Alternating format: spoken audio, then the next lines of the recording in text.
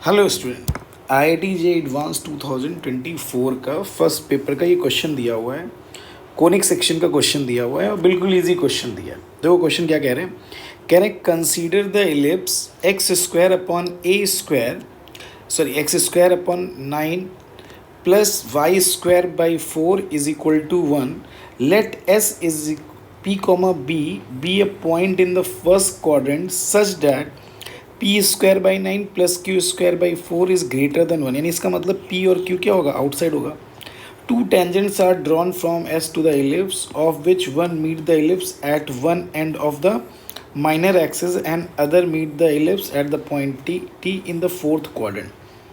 Let r be the vertex of the ellipse with positive x-axis coordinate and o be the center of the ellipse if the area of the triangle ORT is equal to 3/2, then which of the following is correct? अब देखो ये question दिया हुआ है।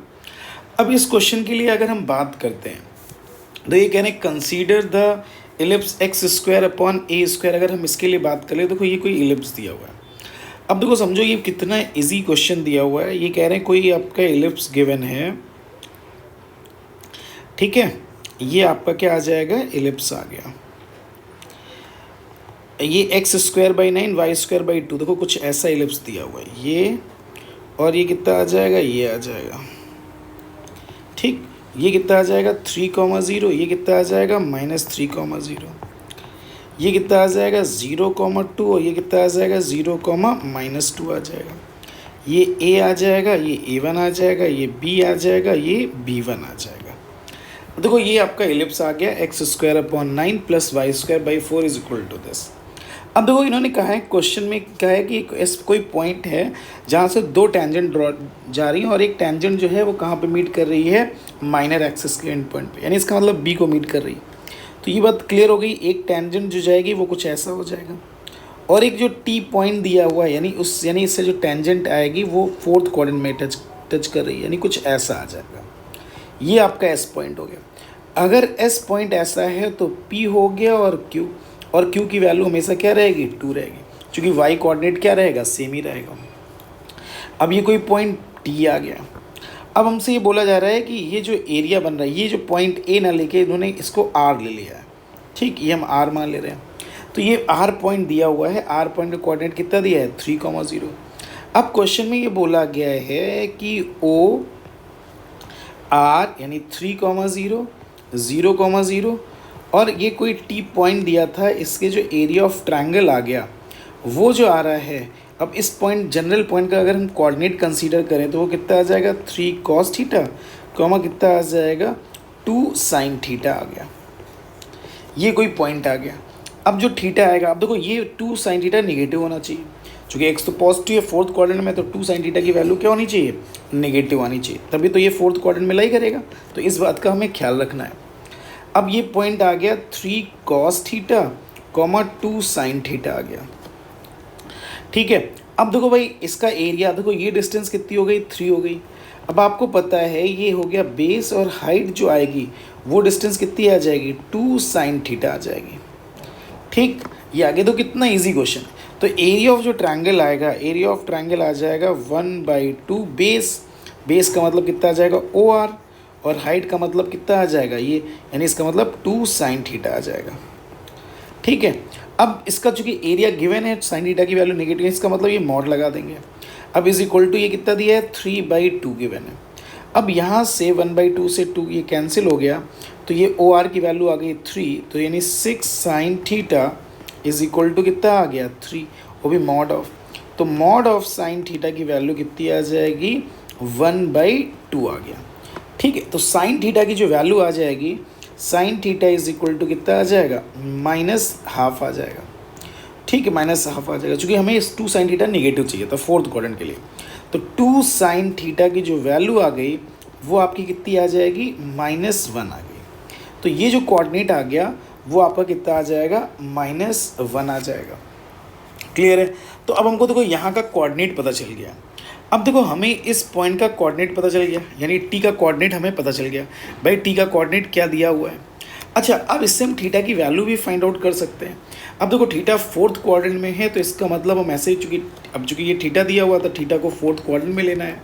Sine theta की value -½ दिया हुआ है, तो हम sine theta is equal to अगर -½ लिखें तो इसको लिख सकते हैं साइन 2π - π/6। तो थीटा की वैल्यू हम लिख सकते हैं 11π/6।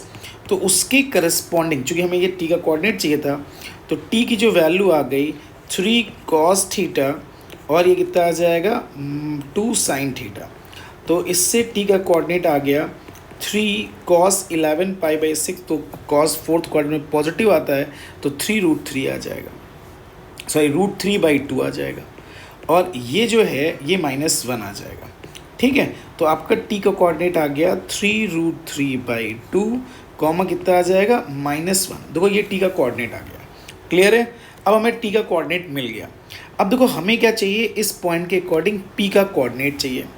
ठीक है, अब देखो पी के कोऑर्डिनेट के लिए बात कर लेते हैं। अब देखो आप ये बोल सकते हैं जो टेंजेंट है कि भाई टेंजेंट, इस पॉइंट पे हम टेंजेंट का इक्वेशन निकाल लें, और जो कहाँ से पास हो रहा है, पी कॉमा यानी इस पॉइंट से पास हो रहा है।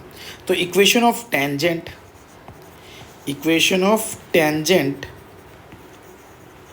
एट टी फाइंड आउट कर लिया।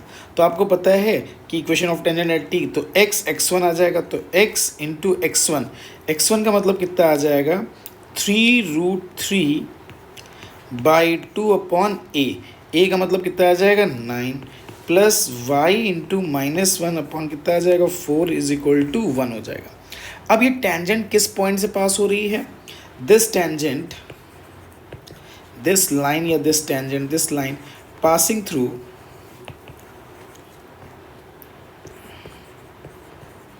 ठीक पॉइंट S आ जाएगा, पासिंग थ्रू S आ जाएगा, तो इसका मतलब सेटिस्फाई कर जाएगा। और आपको ये पता है ये कितना आ जाएगा x√3 अपॉन ये 6 - y/4 = 1। ये लाइन आ गई, और जो पॉइंट है P, 2 आ जाएगा, सेटिस्फाई करा देंगे। तो P की वैल्यू कितनी आ जाएगी, P√3/6 - 2/4 = 1। तो ये 1/2 आ जाएगा, तो P√ कितना आ जाएगा 3 = ये 3/2 × 6 आ जाएगा। ठीक है, तो ये 3 आ जाएगा, तो ये √3 आ गया। तो P की वैल्यू कितनी आ जाएगी 3√3, और Q की वैल्यू कितनी आ गई 2। तो उसके अकॉर्डिंग आप ऑप्शन देख सकते हैं। ठीक है, तो P की वैल्यू कितनी आ गई 3√3, और Q की वैल्यू कितनी आ जाएगी 2। तो ए ऑप्शन आपका क्या आ जाएगा, करेक्ट आ जाएगा। तो बिल्कुल इजी क्वेश्चन था, बिल्कुल ईजिली से हम इस क्वेश्चन को क्या कर सकते थे, सॉल्व किया जा सकता था। ठीक है, thank you for watching this video, and please like, share and subscribe the channel.